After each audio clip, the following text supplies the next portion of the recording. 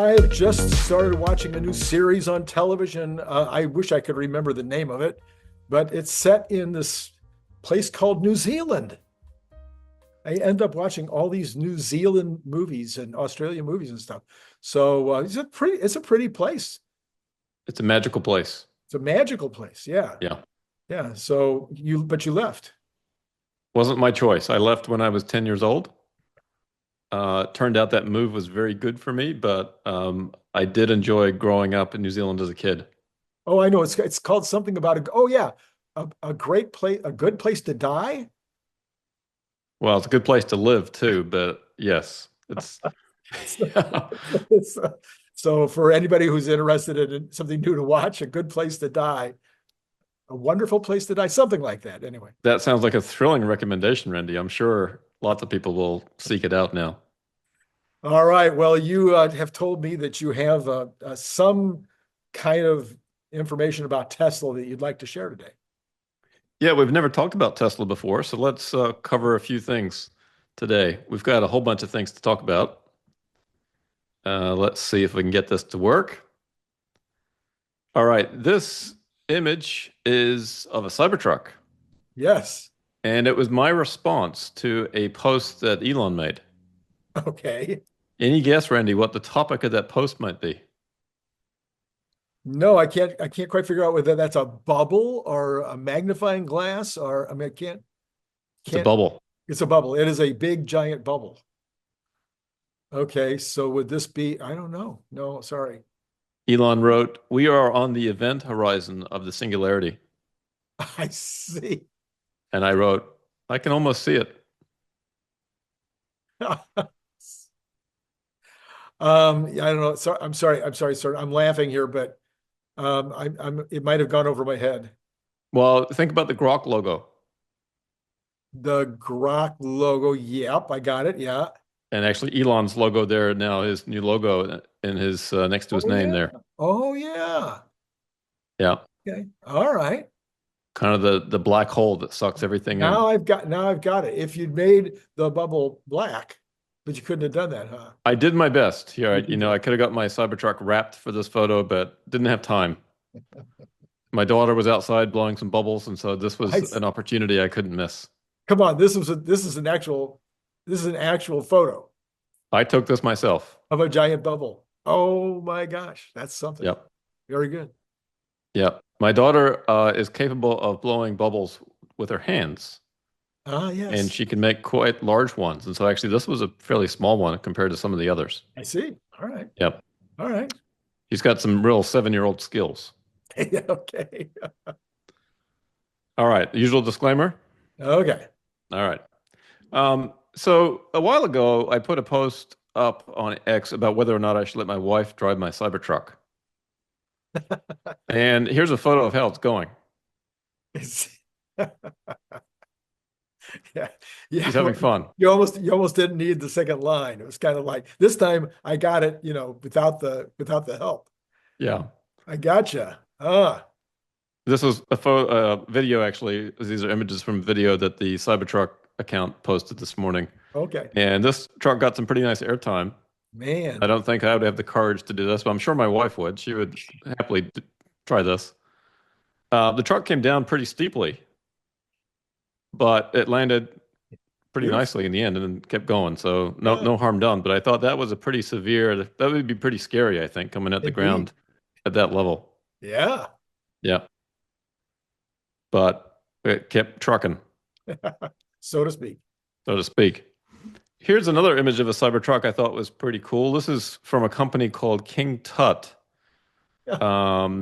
Is this the reservoir or the canal out in Los Angeles, Randy? Yeah, we don't call it a reservoir or canal. We call it a river, a concrete river. Concrete river. Okay. Concrete All river. right. Yes. Yeah, the quality of the photo isn't great, but I think it was designed to be that way. Yeah, yeah. So pretty striking. Yeah, very nice. All right. Tesla Boomer Mama puts this chart out, and this is one she showed quite recently, updated for Q4 2024 financials for a bunch of companies. And Tesla here is the 7th line down with the green line underneath all the way across the page. and she's ranking a number of metrics. And on a cash to debt basis, Tesla is the best of the Mag 7. Hmm. Second best on debt to equity. Debt to EBITDA, measure of cash flow, fifth best. Debt to revenue, third best. And the 𝐒𝐻𝐚𝐲 score, which is a measure of how likely you are to go bankrupt, they're the second best Hmm. in terms of least likely to Meaning go it's the second bankrupt. least likely. Okay. Yeah. And yet their bond ratings are third last. Oh, yeah. Right. Okay. Now, it actually may be ranked in terms of all of the top 30 companies here. Actually, I don't think it's just the Mag 7 for this ranking. I think Sure. it's the top 30. Yeah.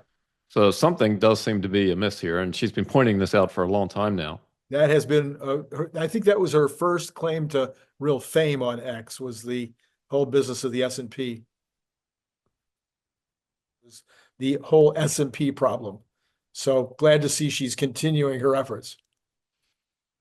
Yeah, it's really fantastic that she's sticking with this. It's really shining a light on, for some reason, they're treating Tesla quite differently. So Yeah. Yeah. No idea why. no idea why. All right. Anyway, we've got some breaking news, Randy. Okay. Over 150 new Model Ys spotted at Fremont today. Oh, wow. So maybe this quarter won't be so bad after all. If they can just, triple the production, Yeah. we'll have a good quarter. All right. That would be good. Yeah. But that's a nice sight. Yeah. The question, of course, I even asked it this morning on my show, was we know that Shanghai appears to be doing quite well, but we were not as clear about Fremont, Austin, or even Berlin. But this would help to salve that concern. Yep. Any sign of increased production of Model Ys is a good thing for the near term anyway, for the near term financials. Right, right. But still, I think pretty remarkable short period of time for a product changeover Yeah. in 4 different factories around the world at the same time. It's pretty remarkable. Yep.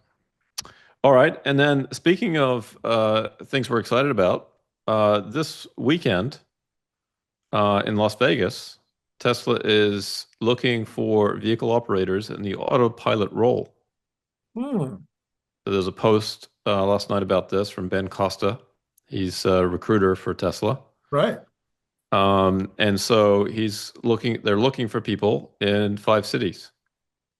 Dallas, Texas, Houston, Texas, Las Vegas, Los Angeles, and Palo Alto. Hmm.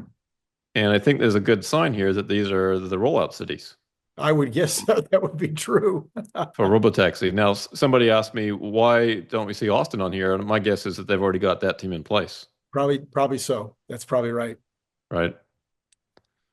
Well, So, that's quite exciting. We've been talking about this, autopilot helper. I mean, this remote person that would be sitting there. We still don't know exactly how much this remote person will be involved in the ride-hailing business, but maybe we'll get that information soon. At the same time, we also had breaking news.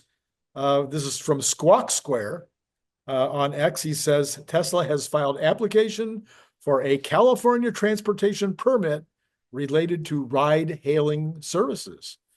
So many people had pointed out that Tesla had not even gotten that required permit yet. yeah. And I guess it remains to be seen as to how long that takes to get that approved. Yeah. In California, it's probably a couple of decades. Now, hopefully it's faster than that. Tesla certainly is probably pretty confident that they can get that approved in California if that's going to be their second state. Right. Yeah. All right, so that's good. And we also saw this week that they're hiring for a bunch of positions for Dojo. Yeah. I've often wondered how to spell Dojo, whether it's all caps or lowercase, and apparently they're not sure either. Oh, really? Not complete consistency here, although I guess this is the one that sticks out. Yeah. Okay. Yeah. But anyway, all fun aside, this is a good sign again. It shows that they're making some progress with Dojo, and it can complement the massive amount of NVIDIA chips that they're purchasing. Sure. Yeah, Brian Wang has been pointing out that he believes that the Dojo 2 or 3, I'm getting a little behind, is on schedule, and he believes it'll be a significant, very close to as good as the NVIDIA H200. I'm probably getting that wrong. Yeah, H200. Okay, H200. Yeah. yeah. It was interesting on the NVIDIA conference call last night, the earnings call. Jensen was asked a question about all these other companies custom designing their own chips. And he said, well, it's one thing to design it. It's a whole other thing to mass produce it. Right. And he was kind of pointing his finger, I think, at, Amazon and Microsoft and perhaps Google. Right. He didn't mention Tesla. But Tesla's maybe one of the exceptions in terms of actually being able to design and produce their own chip. I think we can say that with relatives. We can be secure and confident in saying that. Yeah. Yeah. Yep. So that's good. That's a sign of progress. Yep.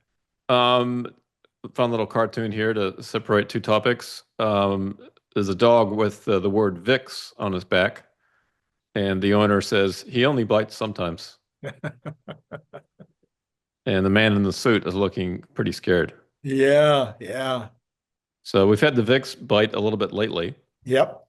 And so let's just review a couple of things as it relates to Tesla stock, just for fun. When in doubt, zoom out, right? So if we go back to Tesla's IPO, June 29, 2010. Okay. Okay. If you invested $100 the day of the IPO, so after the stock started trading, it was up, I think, 20% in the first day. If you bought it at the market close on that day and you held it, your $100 would be worth over 21,000 today. That'd be a pretty good deal. Yeah, I think it's like 219x return. Okay. Okay. Versus I think it's like almost an 8x return for the S&P 500. Okay. Okay, just to put that in context. Okay. Which is really good. Amazing. Yes. Yeah, incredible performance. Now, it's interesting. If you had a strategy where you bought the stock in the morning every day at the open, and you sold it every day at the close. Now, let's presuppose you could actually do that. Actually, it would be very difficult to do, particularly for 3,688 trading days that I looked at. Right? It would take a lot. For one, you'd have to not be sick, but you'd also have to time it just right to get the open and the close. So this is purely hypothetical. Okay. Yes. Yes. Nonetheless, if you had invested $100 in that strategy, Tesla's IPO day, okay, and this is including now the IPO price, so you made 20% on the first day and you felt like a genius doing it. Right. Right. Okay.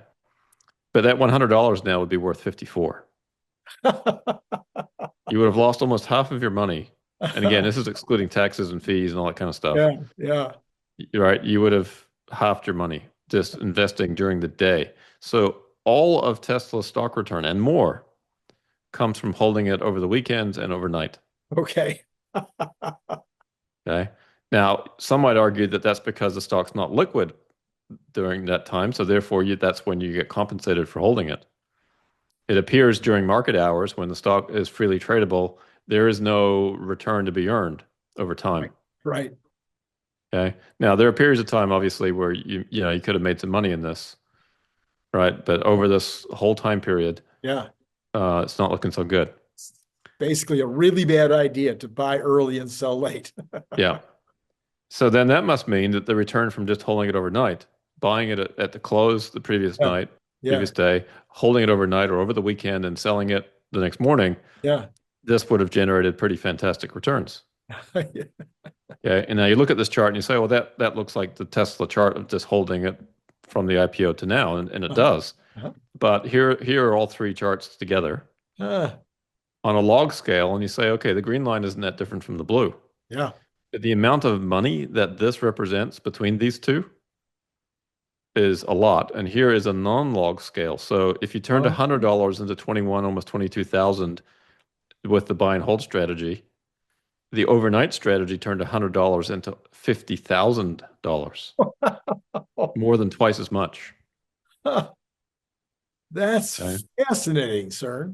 Now, I'm not suggesting anybody do this strategy. Please don't. Again, this is not investment advice, right? This would be a very laborious job to do this. And by the way, you would incur fees, there's SEC fees when you sell stock every time you sell. So there's Yeah. some slippage, not Yeah. to mention any taxes or any commissions you might Sure. have to pay. Sure. So again, this is not a strategy. I've seen data for the S&P 500, and it's similar for the whole stock market, Interesting. that all the return comes from the overnight or over weekend hours, not during the trading day. Oh my gosh. Yeah. Okay. That is So why. I don't know what you do with that information. I just find that really interesting. And here's the difference in the two: the overnight Okay. minus the buy and hold. Yeah.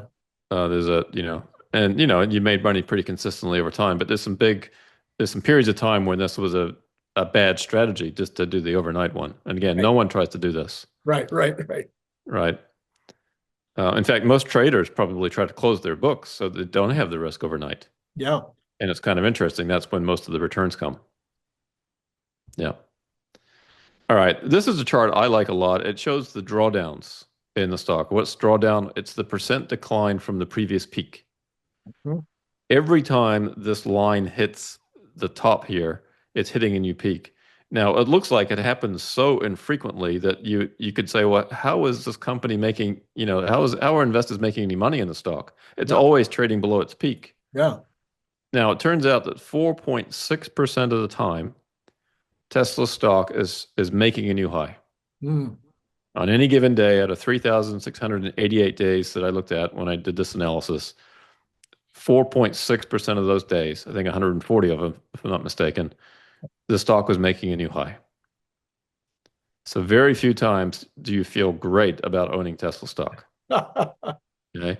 All of the other time, 95.4% of the time, Yeah. the stock is trading below its peak, Mm. and sometimes significantly so. So, yes, significantly so. And we've all just been through this recently, and now we're at a position where the stock's down, 30 some percent. Right. May have been down more than 40 as of yesterday for a while. So, as an investor, do you see Elon freaking out about this? No, right? He doesn't even talk about stock price. Right. Other than, when he in the earnings calls, he may say, well, I think the company over time can be, $4 trillion plus company or whatever he says about that. But my point with this is, if you look at the bottom here, when you know what's coming, the opportunity in Robotaxi, Optimus, Dojo, Semi, you can look at these stock declines in a very different way. Mm-hmm. Most people look at stock declines as risk, as, oh no, something bad's happening. But it's also the exact opposite of that. It's also opportunity. Right. Right. And so you can see as people sell the stock as it goes down, the shares hopefully are transferring from weak hands to stronger hands. Mm-hmm. Right. Or there's a saying in the Bitcoin world that you deserve the price that you buy Bitcoin. And I suppose that's true of any financial asset. You deserve the price that you get in Tesla as well. Right. If you've done the homework, if you have the courage of your convictions, then you can see yourself through these kinds of events Sure. and it doesn't really affect you. Mm-hmm. Mm-hmm. Okay. This is a grok image, by the way, of Elon. Is that a grok image? Yeah, I forget the prompt I put in here, but I was particularly pleased with the Yes, that was a good resulting one. image. Yes. Yeah, I don't think we've ever quite seen him in this mode yet. Yeah, hopefully we don't. This is another way of looking at the stock in terms of number of days between new highs. Mm. Right. And we've talked about how the stock marks time most of the time. And the last go around here, we had almost 800 days Wow. when the stock hit a high to the next time it hit a new high. So investors get pretty impatient when Yeah. these, Yes. these big triangles happen here. Okay. And when I ran this, I think it was 45 or 46 days when I ran this analysis. And so you could add a few more days onto that. Mm-hmm. Mm-hmm. But it's pretty normal for there to be long periods between new highs. Yeah. Microsoft one time had a 14-year period between new highs. So if you think it's bad for Tesla investors, Microsoft investors would say, hold my beer. right? So again, this is nothing special or unique to Tesla. Hmm. Every company, particularly very successful ones, will often have long periods of time between new highs. Right. Yeah, and Amazon had a similarly long period as well after the dot-com crash. All right. In terms of the percent of time spent below the high, I mentioned that 95.4% of the time the stock is not making a new high, it's trading below, Hmm. and 78% of the time it's trading at 10% below its high or less. Hmm. Two-thirds of the time it's trading at 15% below its high. Half of the time it's trading at 20% below its high. And about a third of the time it's trading at 30% below its high. The stock spends a significant amount of time well below its previous high. Right. And again, this is not abnormal. I'll show you in a second what NVIDIA's numbers look like for the same metrics over the same time period. Okay. But anyway, here's the numbers versus the S&P. Hmm. 19,000 for Tesla versus 778. So it's about 8x for the S&P, and it's about 190x for Tesla. I think I misspoke earlier. I think I said it was 200 and something. Uh, Sorry, it's 190x since the okay. IPO. Okay. All right, here's NVIDIA, same charts. Okay. Here's their drawdowns. Hmm. They've had some significant drawdowns in their history too, Hmm. right? There were three big periods here. Stock was down 55%, down 55%, down 65, and then, down 20, down 25 all the time. And right now it's sitting down about 17 Yeah. as we sit here. Yeah. Days between new highs. It almost had, 1,200 days Mm. at one point. Hmm. So it requires a lot of patience to stick with a company that takes that long to make a new high, and then a couple of other longer periods. The percent of time below its high. Again, very similar looking chart to Tesla. The numbers are slightly different, but very similar, directionally the same. Sure. About a third of the time again, where the stock's trading 30% or more below its high. Okay. And then here's the numbers versus the S&P, a much higher return. The stock's up 527x since Tesla's IPO date. I use that as the starting point for both, Right. just so we have comparable numbers. Okay. Hmm. All right. That was that. That's kind of fun. It is what it is. This is a kind of a fun cartoon. Being bullish is sometimes good, sometimes bad. Depends on which end of the bull you're listening to. And so the other guy says, so turn off CNBC as he's looking at the back end of the bull. Yeah. Yeah. Yeah. Yeah. All right. Uh-huh. Uh-huh. All right. Let's go into some other news that's Tesla related. Figure AI recently released another video of their bots working in a sort of package sorting facility. Hmm. And the objective here for these bots was to pick up these bags or boxes as they were moving along the conveyor on the right. And if necessary, turn them over so that the barcode was facing up. Ah. And apparently, this has been a very difficult problem for traditional robotics where the robot arms are programmed to do this. It's been a very difficult problem to solve. Hmm. And by the looks of this video, Figure has solved it, Figured it out. figured it out. Yeah. Now, you can see on this particular image, all these bags have the barcodes up. Right. But if you watch the whole video, you'll see quite a few of them being turned over Okay. as the robots grab them as they go down the line. Huh. Right. And you can imagine if you don't have a robot doing this and people have to do this, and what a very Yeah. monotonous job. Yeah. Yeah. Right. All right. In other robotic developments, we've got Engine AI in China showing off a robot that can do a front flip. Hmm. And so here it is kind of mid flip, and I've got here's the starting point. Sorry, I put these in the wrong order, I guess. Okay. And then moves forward and then does a flip over and lands back on its feet and kind of has to stumble forward in order to, fully catch itself. But Didn't, pretty impressive. yeah, didn't plant it, huh? Didn't quite plan it. It wouldn't get a 10 in gymnastics yet. Yeah. And to show again, it's not CGI. There's a couple of gentlemen there standing on the right. But it's pretty impressive in terms of the ability for the bot to do flips. Now, I'm not really sure how useful that is in the work environment, but still, as a test to see how different parts of the robot functions, that's pretty cool, Yeah, yeah. right? All right. We've got Adam Dorr at RethinkX recently published this piece. And he's speaking some truth here in the sense that he's sort of highlighting some potential challenges with humanoid robots. He's sort of calling out people that are saying that a lot of leaders, for example, are saying that AI is good for everybody and so on. It's, it's your assistant, it's good for jobs. And he's just sort of saying this may be a bit of a big lie because eventually AI and humanoid bots are coming for our jobs. And it's probably best to be honest about that with people than to tell everybody that they're to help you and be your assistant when ultimately they'll probably take your job away. So I respect Adam for kind of sounding this alarm, so to speak. I summarized his article in my post here. The challenge is that, these machines, as he puts it, will outperform humans at the fraction of the cost, robotic labor cost dropping to mere cents per hour. Right? Right. There's no human labor that can work that cheaply. Right. Right. So yes, AI labor is not going to replace humans anytime soon, but it may happen quicker than we realize. Yeah. So of course I've been taking the overs on that or the unders. I'm not sure which it would be. But it's we've seen this movie before, and it consistently ends up in at least in the United States, actually pretty much around the world, it consistently ends up with all these labor-saving devices creating more and better jobs.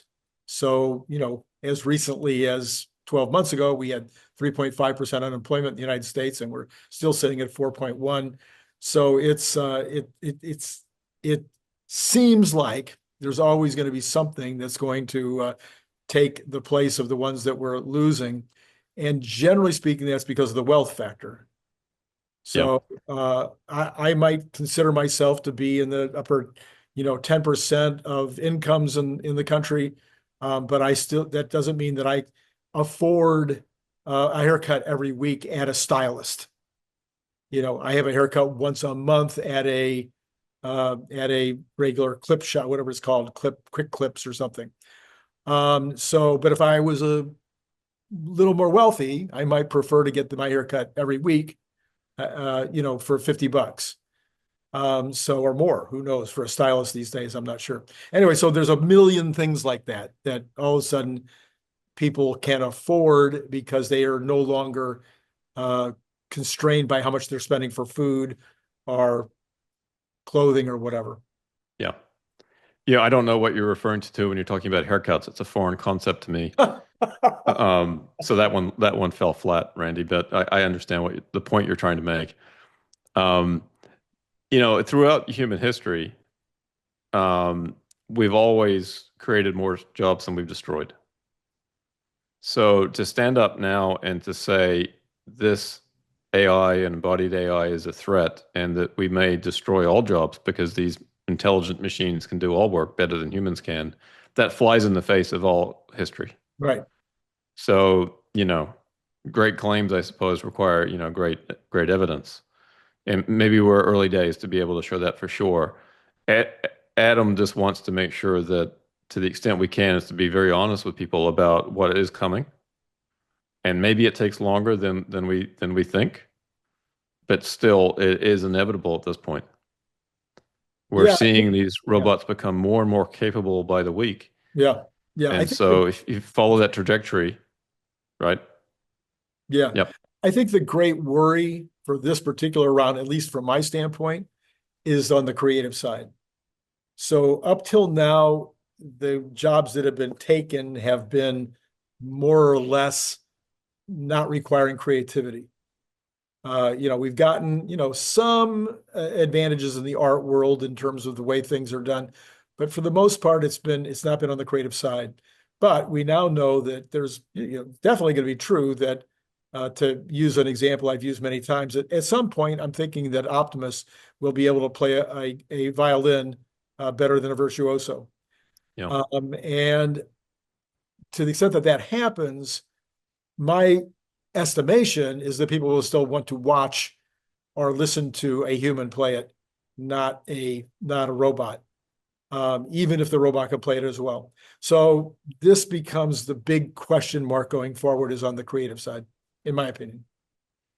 Yep. No, I think you make a good point. I think if a robot is capable of playing the violin, then there may be more violin music being played, That's right. Yeah. right? And maybe just as much being played by humans, but more being played by robots, right? You drive down the cost of violin playing and you get more of it. And that's Right. true of Right. basically anything, right? So yeah, it's going to be fascinating to watch, and we're on the cusp of this now. Right. Yep. I did some thinking this week too on the versatile applications of the Robovan. And this is kind of interesting to think about because we're again on the cusp of this Robotaxi network being rolled out. And yes, most trips are done with two or less people in a vehicle. But when you think about the Robovan and how helpful it would be in a Robotaxi network, these are some thoughts in terms of the different things it can do. Right. So we've got, package delivery. We've got grocery delivery. It could be a food truck, right? A mobile kitchen, right? You could have it set up as an event or, event catering or bar. There's an image here that Tesla has provided as the Robovan kind of set up as a bar, Right. diner. Could be a pop-up shop, Mm-hmm. right? There's a sports event. You bring a few of these around and you've got a little store Yeah. with some merchandise inside. Sleeper vans. This would disrupt, airline, short haul airline flights of an hour or two. You could sleep in one of these vehicles and go between cities. And they can kind of platoon. They could almost be train-like in terms of, hitching them together or just driving very closely together, get the benefit of the aerodynamics, right? Less wind resistance and all that. That's great. You've got RVs. A lot of people have remarked that they would love one of these as an RV, an Yes. autonomous RV. You've got mass transit shuttles that are more point to point than any mass transit service are today, Sure. right? You've also got the opportunity when, like, in a concert goes out, instead of having all the robotaxis at the event, you have robovans taking people out to more outer points where there are, cybercabs waiting to take them home, right? And that may be more efficient than waiting for enough cybercabs to get close to the event center, Right. right? A mobile office or workspace. People can hang out in these things. They can meet people in these things. Can move around. That's kind of neat. Tesla again supplied this image of robovans as school buses, which is pretty neat. Smaller school buses mean kids spend less time on the bus, Right. right? Which I think any parent would probably like and kids would appreciate. Emergency medical services. They could transport medical supplies, serve as a mobile clinic, act as an ambulance. You could have a rapid response without having a human there. And that's one of the challenges in a situation like that is that you don't have enough people to do all the work. Of course, that and Optimus would be very helpful. Right. Mobile charging station. Again, speaking of Optimus, these things could be charging Optimus robots, right? Here's one, again, a Tesla supplied image of a wedding.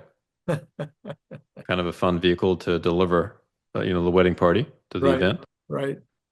Mobile entertainment hub. Here's an image again from Tesla showing trick-or-treaters using the Robovan, to go around to different points in the neighborhood.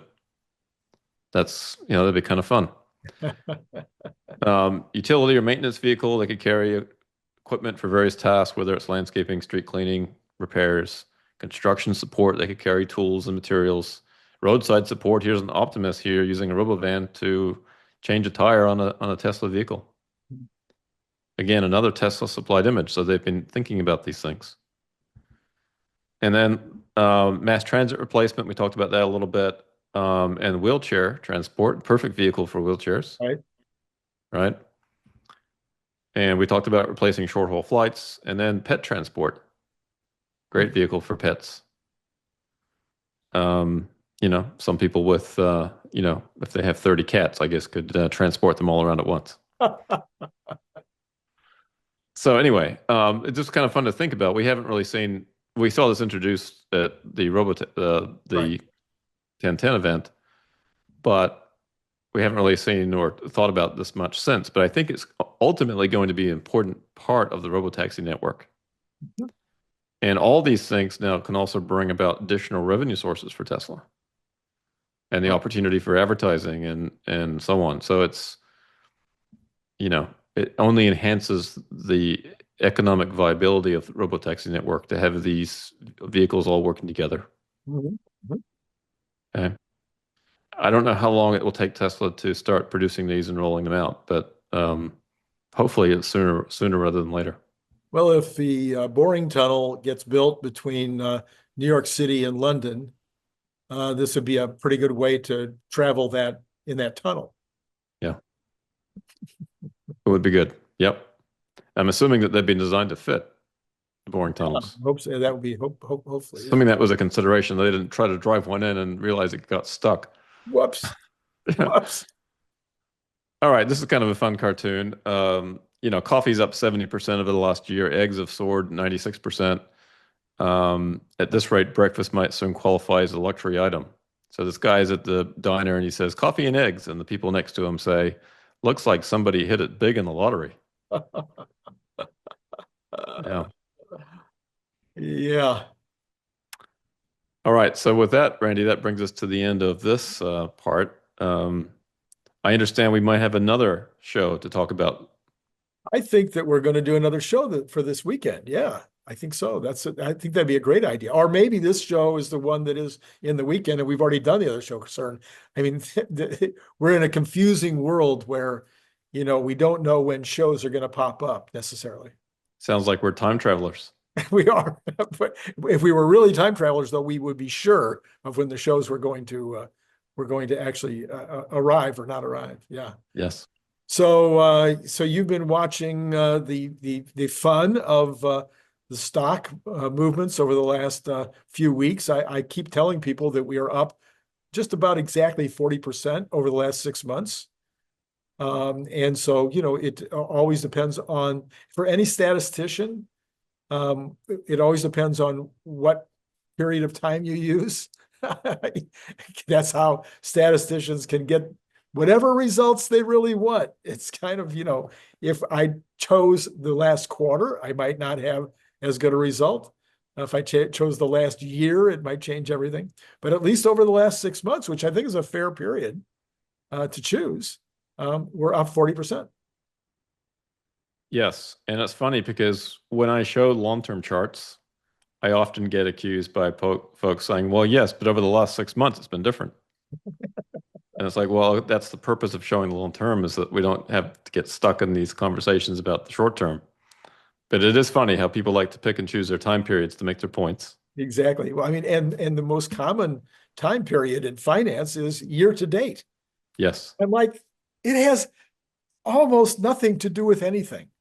I mean, the change. Oh, no, it has everything to do with everything.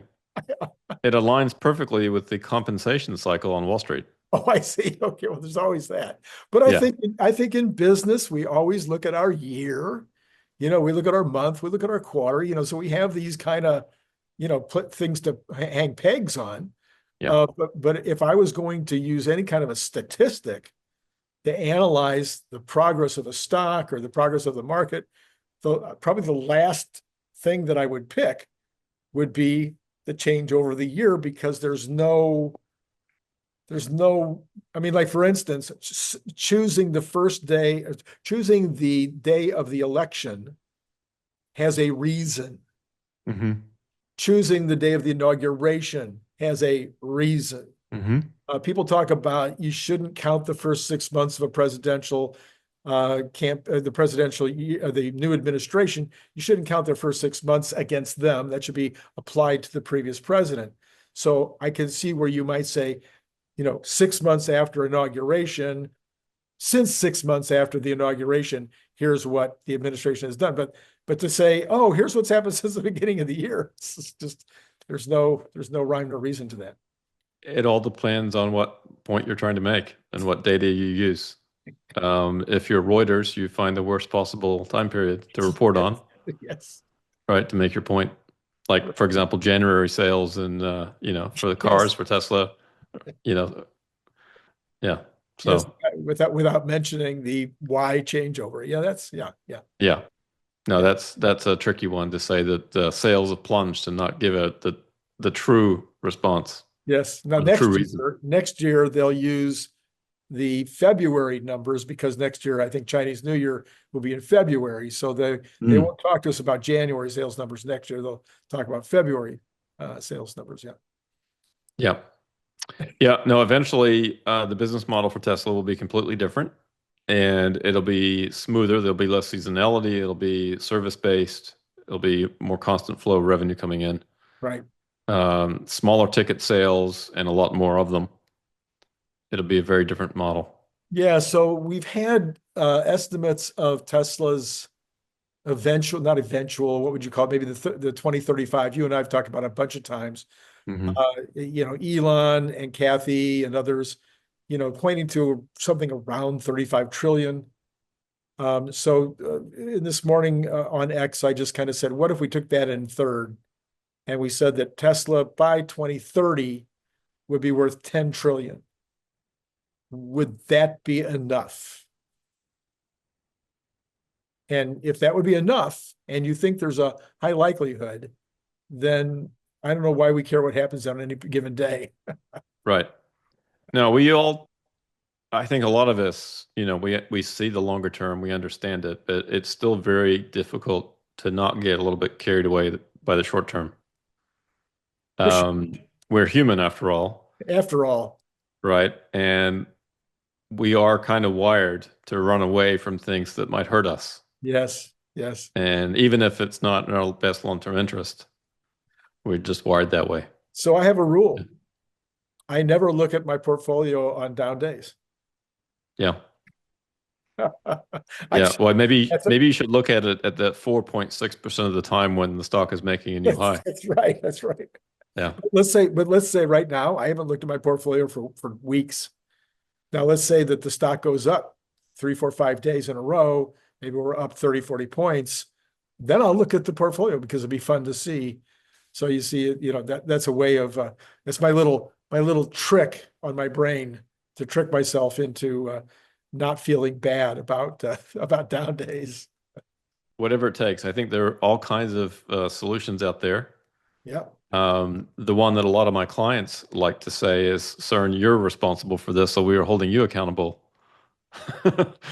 So, they've taken it off their shoulders as the ones being accountable, particularly perhaps to their spouse who may be a little less comfortable with holding, maybe a large position in a certain company. And they put that on my shoulders. So yes. That's fine. So when the spouse complains, they just go talk to CERN. Go talk to CERN. Go yell at CERN if you have a problem. Yeah. Well, that makes sense right there.